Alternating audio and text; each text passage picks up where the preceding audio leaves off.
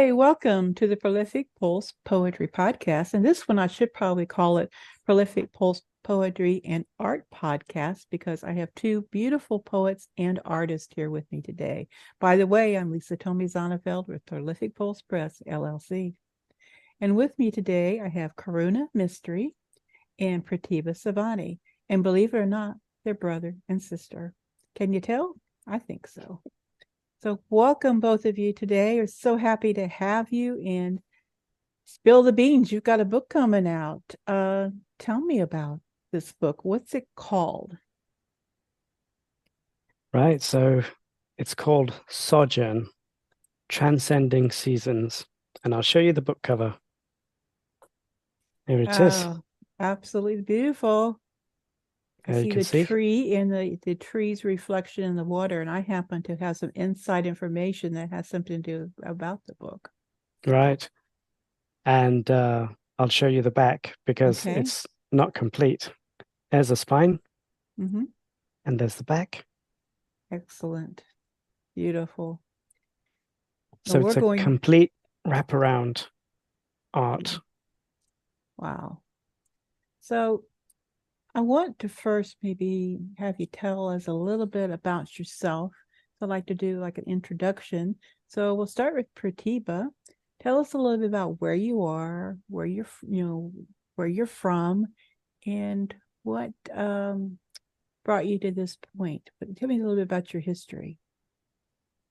Okay, so I'm from the UK, and I started writing as a student, dealing with eczema. And then much later on, fast forward to 2020, that is when I actually got my first book published, Tangles Knots. And it was always a dream to do that. And then I finally did it. So that is already out on Amazon. And then I've been continuing to write since 2020 because I did stop. So it's just kind of continued more so from 2020. And I really delved into poetry and Facebook groups and meeting other poets.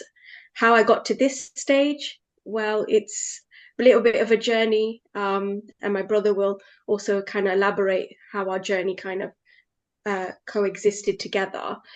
Our mom passed away in 2021.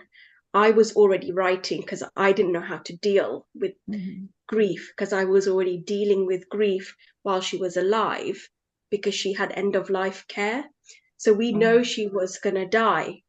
So I'm trying to deal with grief while she's still alive at the same time. And I started writing because that's the only way I knew how to express. Anyway, I kept them and I kept writing even after she passed away. And I put my poems, well, they were more kind of diary entries, put them together, and we kind of made the book together. Because my brother started writing after my mum passed away, and he'll tell you a little bit more about how he started. But that's kind of how it began, the actual journey of this project. And we'll talk a little bit more about the book and how we came about to the end result. So I'll pass it over to Karuna, and then he can explain about his journey. Okay, thank you, Pratibha. Yeah, sure. So I've been writing blog articles and involved with magazine editorship for a number of years. Also doing newsletters, magazines. And so that was my kind of involvement with language and the written word.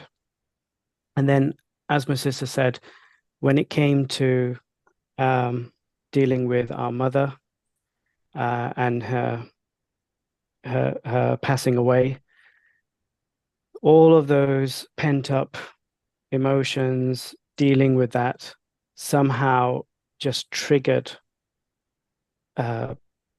poetry in me. So I woke up and just wanted to start writing. And that was it. So it was in one sense a continuation of what I had previously had with writing. But in another sense, it was completely new and completely different. So that launched my poetry writing.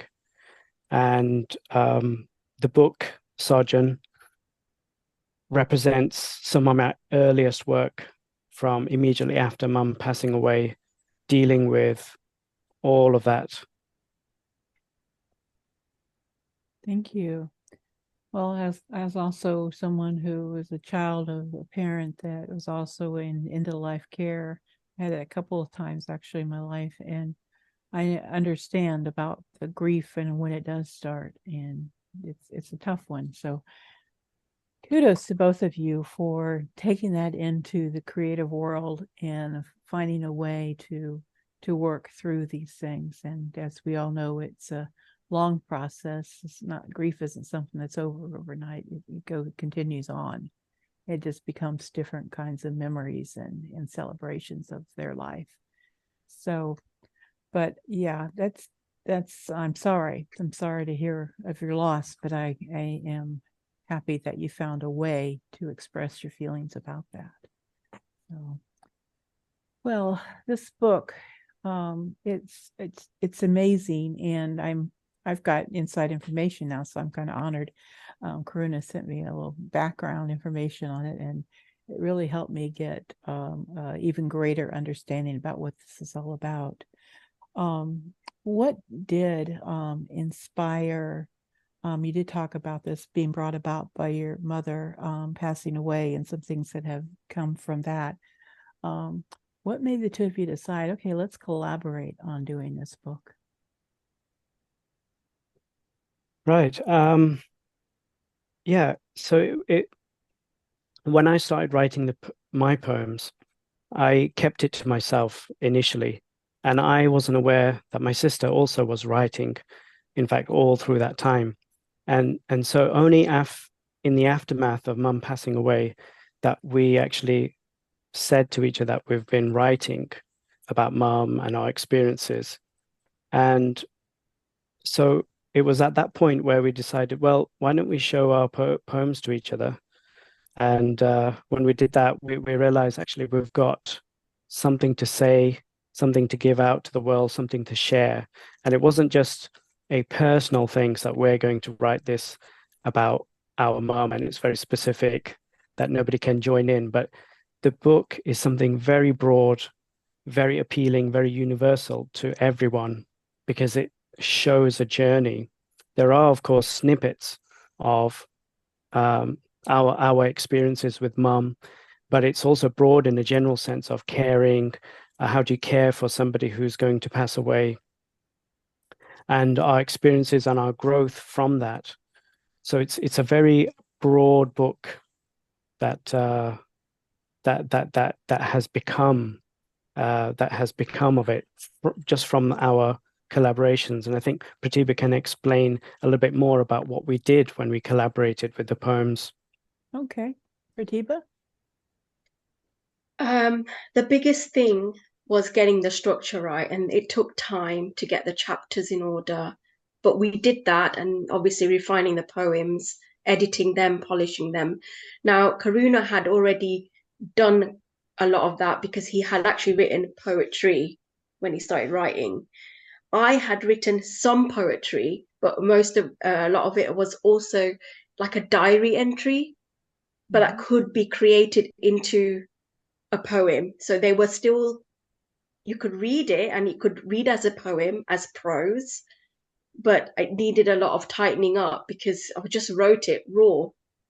So these were raw words, and I kind of had to kind of really look at them properly and then make sure that the essence of that message was captured in that right.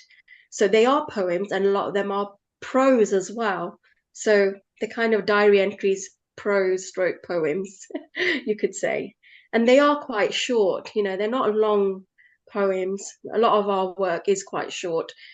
There's a snapshot of caring poems and snapshots of dealing with the grief aspect or the shock of it. We actually go through the stages of the 5 stages of grief in our book. We explore that notion, but we chapterized it accordingly to how we wanted it.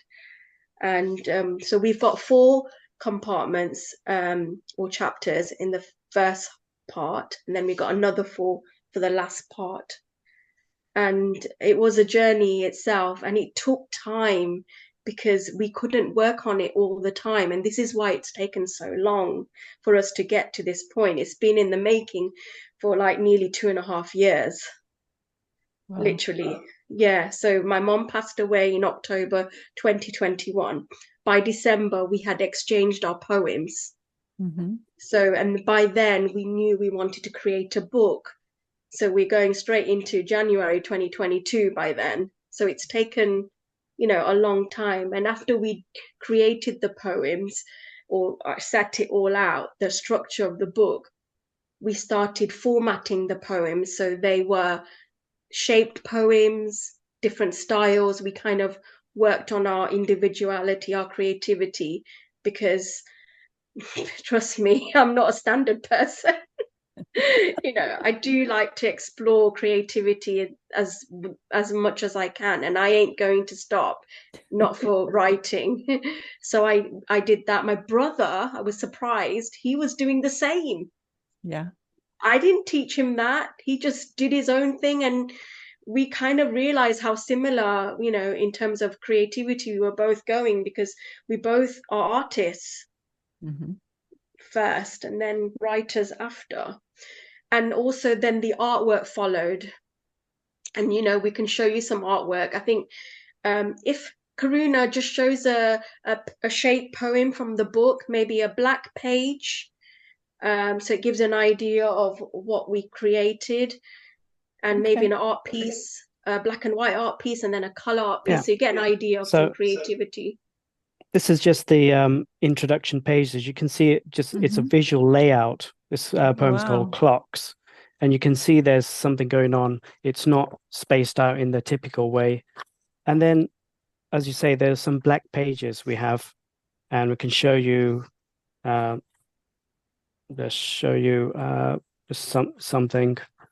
We can just show you that, for example. You can see how you've got the... Bit nearer. There you go. That's it. Okay. So you can see how things are laid out. They're fairly medium, short poems. You can see they are of varied length. Some are short, some are longer. Most on the shorter side, you could read within 30 seconds or so. So we have some black pages, we have some white pages. There's a big mixture. Our writing styles are different, and yet at times they also seem to be similar. So you've got that coherence, one book, two authors. You've got some similarities going on, but then you've also got this divergence that is happening. You've got visual styles, you've got rhyming poetry, but you've got prose poetry. So there's a whole diverse set of writing in here. And surprisingly, it all fits in together. And that's why it's taken us so long, because we've been carefully crafting each chapter, each section, and making sure that the poems relate to that particular chapter, which has a theme. And the whole book, through the 8 chapters, flow through. And we've been chopping and changing every now and then because something didn't feel right. It felt like it should go in the next chapter. So we've been looking at that. Every time we make a change, we kind of step back and look back on the whole product. Yeah, there's some artwork. Let me change my screen so we can see it. Oh, yes, that's beautiful. So you can see there's artwork, there's color art. There's also black and white art as well, which I can show you as well. Here's one. Oh, wow. So that's a lotus flower there. And that's my line drawing in black and white. And then Pratibha has, as you saw, some color drawings. And these are equivalent. So for each black and white line drawing that I've done, she's done a color version of the same object. And so the 4 chapters flow like this. The first 4 chapters have line drawings where I've done it. And then the later 4 chapters have color. So they transform. So there's a whole yin and yang about the book, the black and the white pages, the images, even the poetry has a yin and yang to it. We're brother and sister, so there's a male-female aspect to it. There's a whole dynamic. Oh, yeah. Oh, beautiful. That's the lotus. Yeah, that's color Now, version. So what media did you use to create that lotus flower there, Pratibha? So for all the color artwork that I did, I used pastels, soft pastels mainly, and watercolor. So I used watercolor first as like a little base Mm-hmm. to get a pattern, background, and then I used the soft pastels to go over it to enhance it, get the textures and shading right. And then I actually used some color pens, which is markers, to kind of do some outlines. So to give a neat finish, if you see one of the petals, I've Yeah. done an outline of a marker Mhm. to see if it would work, because I didn't want to use black, obviously, but Right. you want a neat finish. Mm-hmm. And then I had to rub quite a lot of stuff out because obviously pastels are messy. Yes, they are. I'm wondering because I've worked a lot with pastels, and I'm thinking, whoa, I love working with them, but boy, they can put a challenge out there for you. And I've done them with the watercolor, and like, yeah, it takes a lot of time. I bet that one picture probably Yes. took a long time to get it just This right. is this is the other reason why it took a little bit longer, because the Mm-hmm. artwork took time, and I had to redo it a couple of times to get it right because I didn't like something the first time. So Mm-hmm. it wasn't always the first image that I did that went on. It was probably the third one, because of practice and getting it right, and choosing the right medium or the right shape or drawing it right. It does take time, Yeah. just like writing. Yeah. Then the technical part of it, when you put it to the print form, is because you want it to be, just perfect, and trying out different, even print styles. Like if you go with the standard style versus a premium style, what a difference it can make sometimes on the color and design on your paper. Which, I found out recently with a particular project that I've been helping someone with, that it's a big difference between the different, sometimes you can use the standard color and it'll be just fine. And other times, if you really want to show off your stuff, you need to go with premium. So it's more costly, but if it's that you want to get what you want to get, so sometimes you got to bite that bullet and do it. So wow, that's Yes. that's that's fascinating. Also, I really have to praise you for what I noticed when you did the white on the black, because that always makes me very, very nervous when you put white on black background. Because about a year ago, I had to read a book and do a critique on it. And one of my biggest faults I found with the book was they put the white against the black. Then they also put red in there, and I could barely read the book. And then they used a font that was like real skinny. It wasn't bold enough to read, and my eyes, I thought they're gonna pop out of my head before I got the book read. So I noticed right away when you held it up to the screen, like I could actually read it on a Zoom screen. Then in real life, it's going to be amazing. Like right there, I can read that poem, and that tells me that's what it's supposed to be. So that's not easy. I'm not telling you anything you don't already know to get that just right. So, whew, what a lot of work. A But lot of I work. think it will be a wonderful end result. So I'm looking forward to getting my copy of it and probably going crazy over it, because I can already tell it's going to be an amazing book. Now, I want to know a little bit more. You talked about black, you talked about white, you talked about color. How does that all come together? What made you decide? I know you said the yin and the yang and the male and the female, but there's a reason the front cover's black and the back cover's white. There's a reason that you have that difference. Can you talk about that a little bit more than what you have? sure, who wants to go first? I think, Karuna, you go first, because we can talk about the front cover in a little bit Yeah, more sure. design. So the black followed by the white is actually the journey. Sojourn means a temporary stay, and anyone who stays somewhere temporarily means that they're on a journey. This is what we wanted to bring out. So the beginning first 4 chapters are black because this is our dark point. This is our low point when we go through the emotions. We'll find out that mum doesn't have long left to live. We have that shock moment. We might be in denial. We might have outbursts. We might have anger moments. So it's that's what it represents. And then the last 4 chapters have white pages because this is where we learn to accept what's happening and what's happened. And then we slowly grow from that, grow mentally, come to accept what's happening, but then also grow spiritually. And this is another dimension that we bring into the book, which isn't found in many places. So there's a spiritual dimension that we bring in, and poetry is a perfect medium to explore these concepts in very small bite-sized ways. So there's the black, there's a white, and I should also say that between these 2 main boundaries, there's actually a thin in between. And maybe I'll just leave it at that point because that's something that you should see within the book. Thank you. And Pratibha, tell me a little bit more about the color. So we can talk about the color aspect when we talk about the book cover. Okay. So Karuna can show that up again. So basically, the front half is representing the seasons. You've got the spring for pink, green for summer, and then the other half is orange and blue. So the orange is autumn and blue for winter. Now, the reason why we did that is simply because of our timeline.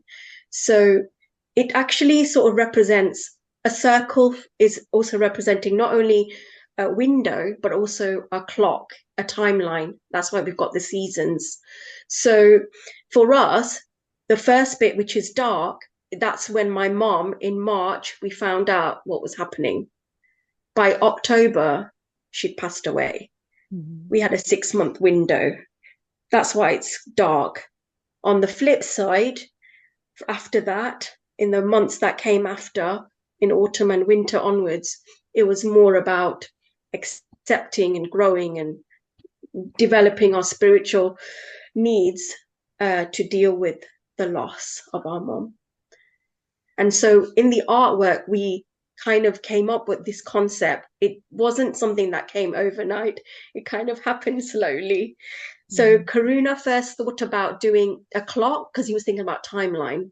So he did a circle and then he started representing the seasons. When I saw that image as a draft, I looked at it and thought, that's really good, actually. It's a really good concept. And we could have just done a circle at the front and that would have still worked. Mm-hmm. But then I thought about the tree and the reflection of the tree, like the opposites. I don't know, I was thinking about the tree and the seasons, and I've seen that so many times, and it's a great concept to represent. When I told my brother about that, he actually said, that is a good point, because in our book, the Gita, our Hindu faith book, it actually has an element about the tree. And actually, my brother is probably the best person to kind of talk a little bit about the representation of that. Okay. Yeah, so that's just an inside page of the tree circle in full that you find on the outside. So the tree is an interesting concept. You know, it's a universal object. It represents time very easily with seasons. But in the Bhagavad Gita, there is a concept that's explained where this world is like an inverted tree, where it has its roots and branches extended in all these different places, and the palm leaves and the leaves are representing certain things. And actually, the Carl Jung actually talks about this tree as well in his in his field of psychology. So the concept is there and has been there in these kind of esoteric spiritual circles, and the inverted tree represents the material world. And so that's a very another point that comes into the idea of sojourn, which is the journey of the soul. So interesting that the word sojourn also has remarkable similarity to journey and soul, sojourn. So this all ties together. This is why we've got a lot of subtleties, a lot of subtle themes coming through into the book. So you said you know excited when you get your book. You will see on the surface layer a very obvious layer, like we talked about the chapters and how they're divided, and everything seems very calculated and uniform in one sense. But then you have these subtleties that come out, and I think this is where it gets really interesting with the reader, because depending on the reader's point of view and their perspective and maybe their knowledge base, they can pick up things, you know, whichever tradition or background they're from, they can pick up things and they can interweave concepts and ideas and feed that back into their own lives. And so it's a very intricate book. And that's why it's taken so long, because there's a lot of subtlety in here, which you know we can talk about, and we do mention it in the book. We've got some text sections where we explain our creative process and what we do and what things mean. After you've read through the whole book, you can go to that section and you can actually see what we're unpacking there, and what we're delineating with the art, with the poetry, and how that's all come together, all wrapped around in this one book. Okay. Wow. Yeah. The other aspect of it is you had mentioned about the tree upside down. I believe that was the term. I said looking at a tree upside down. What does that represent? Yes, so it does represent this material world. And you see, when we go out looking in nature, we don't find upside down trees. It's the right way up. The only place we find them is in a reflection of a body of water. And so if we try to take shelter of a tree for shade, or if we try to pick the fruits of a tree or use the tree in some way, we can't do that with the reflection. Even though it's real, we can't grasp anything. It's not tangible. But the real tree standing upright, that's tangible. So it's explained in Bhagavad Gita that the material world is a reflection of the spiritual world. So whatever we see here, the diversity, the beauty, everything that we find here, the joy, the love, all the emotions, it's just a reflection, a pale reflection perhaps, that we find in the spiritual world. So we cannot even conceive of what the spiritual world is like. Some people understand the spiritual world being a very maybe bland, boring place. But whatever diversity, whatever we find here, we should be able to find in the spiritual world, because it's much more fuller, much greater than what we find here. So if we're already enjoying this world, we know that this world is a temporary place. It goes through seasons, it goes through a time cycle. And again, that's what we portrayed through the book. But the spiritual world is where you have permanency, where the tree lasts, where if you pick a fruit, it doesn't rot. That's the spiritual world. That must be a definition of the spiritual world. So that's what we've tried to convey in this book. Very good. Wow. Wow, it's wonderful.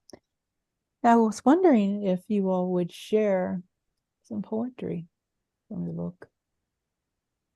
I will go first. Okay. Yeah, I'll go first. I will talk about the caring aspects, because my poems come at the beginning more so because I started writing first. So I've got more to share on the caring side. Okay. This is called Which Way by Pratibha Savani. This way, that way, torn up inside, don't know where I'm going, hard to control this feeling inside. Yet it exists, it's here. My mom is slipping away, and there is nothing I can do. Wow. Would you like to do another one? Yes, I'll do another. Too. Got another short one as well. Okay. This is called My Week My week felt so long, so intense, so busy, so full on. Felt longer than a week, with care services taking effect, daily routines, assessments, visits, and monitoring. Felt like working full time the entire day. Understandable. Wow. It's just the aspects of caring someone and all the emotions that you feel. Shall I read another one, or do you want to go, Karuna? If you got another one, you go for one more, and then I'll choose 2 or 3. Okay. So, I think what I'll do is I'll do another poem called Breathe. And this is more so after the funeral and how I'm feeling. Breathe by Pratibha Savani. It was a Sunday, 2 weeks later. Sat on the sofa, I'm breathing. But I mean to really breathe, to be still, take a moment to reflect the intense months we all had. Silently surrendering to my emotions wrapped up in a tight bun, releasing slowly as I ungrip myself and let go, as I finally breathe and take it all in. Well, Pratibha, I could feel all of that in your voice as well. Yes, thank you. Thank you. Karuna. Right. So I've got a few that I could choose from. It's actually hard to choose, but I think I'll start with something a little strong just to kind of show that, there's nothing held back in this book. And this one is called Burnt by Karuna Mistry. That face is burnt, the one I caressed only the other week. That hand is gone, the one I had held, grow cold on me. Last hug, last kiss, last goodbye. That body is gone, all burnt to ashes. Amen. And so that comes also shortly after the funeral. And I think anyone who's had a close one pass away, will know what that feels like. Mm-hmm. So there are a lot of thoughts here, and there's another one here, which I'll read out. It's called What Remains. How do we go on without you? How do we carry your legacy? How do we go forward from here? Your experiences, your knowledge, your memories, your possessions. Some we preserved, but most we lost. What will they mean to the next generation? Our young progeny, all but forgotten you. Who will you be to them one day? When all is said and done, the only thing that remains is a part of you in their DNA. Oh, wow. And I'll read one more, if you don't mind. Yes, that'd be great. I think this captures the book and the title because it has the concept of time in there. It's called On the Calendar. Do you remember that sweet summer? Spent a lot of time together. Planned another the following year. Little did we know that in months, lockdown would separate us. Within weeks, I was alarmed with your visits to the emergency hospital. Fearing your stumbling health, those days are gone now, with you, to what seems like only dark winter. Wow. Oh, beautiful poems, both of you. Oh, Oh my goodness. I mean, I think this is going to be a book that's going to be very well received. I think that it also will be something that your family will be able to cherish in future generations. They will know your mother through your book. They'll know the legacy through your book. And that, I can't say enough how important that is. For me, I didn't know my grandparents very well. We were a military family, so we were always away. And until later in life when they were frail and more difficult to get to know them. So you'll have that for years and years and centuries forward about your family legacy. And I see that as extremely valuable. And I think also that people who are grieving, people who cherish their family, people that are on a spiritual journey will all find this book to be beneficial as well.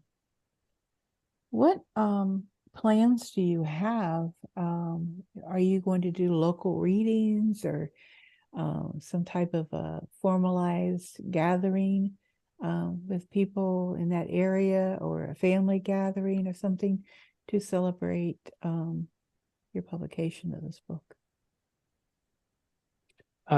Well, I'll just start. I'll just say I'm doing some local headlining events in the city where I live. So I'm going to be promoting the book in that way. These are sort of regular events that I go to. So that's there in person. And I'll be distributing with my contacts. There are also neighbors and friends who are already interested in what I'm doing. So that's that side of for me. What about you, Pratibha? Similar to Karuna, I think locally we'll definitely look at the groups that are here, but also family and friends, and obviously the network or people I know from the poetry world. But I think the main thing about this book is that we wanted it to be, something that anyone could relate to, whether they're dealing with grief right now, they lost someone, caring for someone, end of life. I think it could relate to quite a lot of people and how to deal with it. So this book is an uplifting spiritual journey. Although we've read some poems about our caring side and how we felt, our ending poems, our spiritual side, is what is the last chapter, chapter 8. That is our gift, our kind of final say to how we deal with dealing with losing someone. And it's really important that people can get that vision, and it's not something that they feel they can't get from the book. We hope that if someone reads this and they find something useful or beneficial that will help them, then that's really good for us. And there's an uplifting message. It's a positive, uplifting message as you go through the book. It starts off dismal and it doesn't look good. But then there's a positive message. So that's culminating towards the end of the book. So it's got everything. It's got the dark and the light. So yeah, it's something that everybody can appreciate wherever they are. Okay, wonderful. I think that you really got something here that's going to be extremely valuable to people. And so congratulations on pulling it together and getting this organized. And I like poetry that is meaningful. And I think you've hit it right there, right in the center of the heart. Is there anything that I haven't asked you or that you'd like to share at this time? Yeah, I do wanted to say one thing. I wanted to say that this is no ordinary journey, and nothing about this book is ordinary with this extraordinary journey. And I think in everyone's life, we will experience or feel loss and death and how to deal with it. And living in this world, some people deal with it much better than others. But because of our faith, you know, our faith and the Gita helped us deal with death. And a lot of people will deal with it in different ways. But the message is quite clear. And this is where our guest poets come in, which is really important. Our guest poets, we asked our guest poets, Safraz, Jill, and Zan, and they took their viewpoint about what it is to deal with someone they've lost, you know, or anything to around the funeral, anything to do with losing someone, and what their beliefs or their values are and their traditions are. And they overlap. All the religions or all the faiths, they have some overlap. And that's really important because the message is there that we are feeling and doing the same thing. The message is clear, and you get that from the book.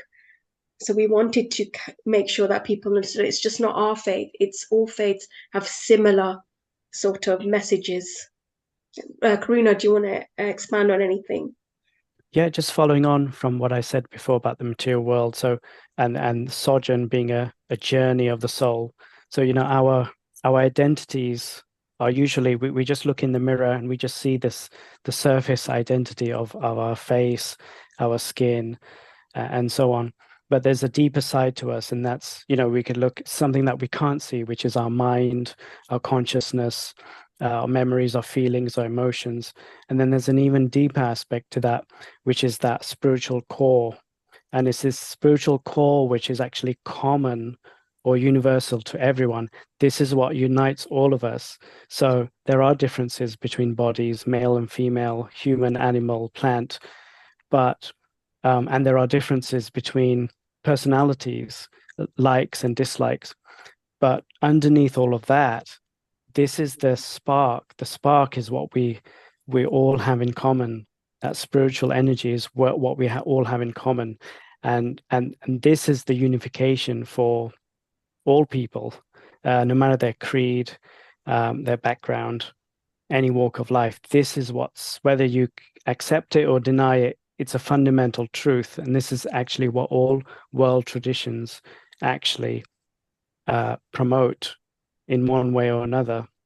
And so that is part of our message towards the end, and how understanding how does death relate to the journey of the soul.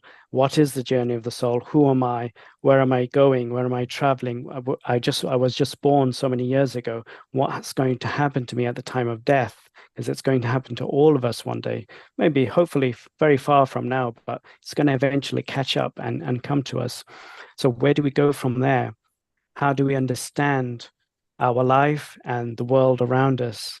And so that's there, the material world, the concept of time, the cycles, this journey of the soul, what's there in the spiritual world. So we hint at that. And also with our guest poets, they give their perspectives.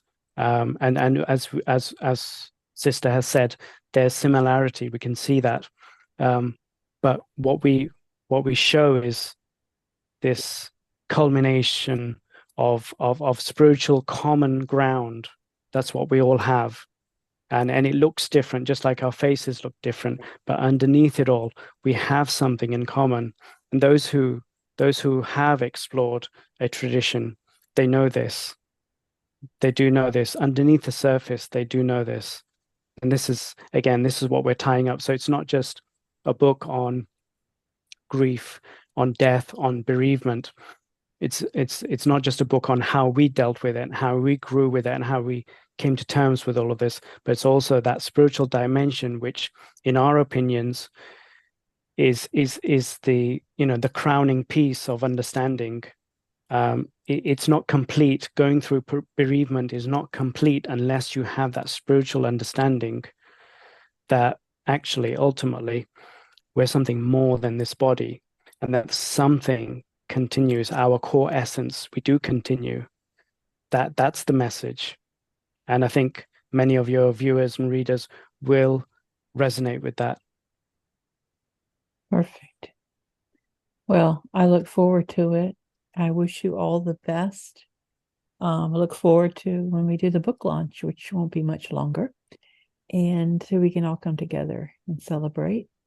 Sojourn. Very nice. Very nice. Beautiful book. Congratulations to both of you. Many blessings and peace. Thank you. Thank Thank you you. for inviting us. Thank you.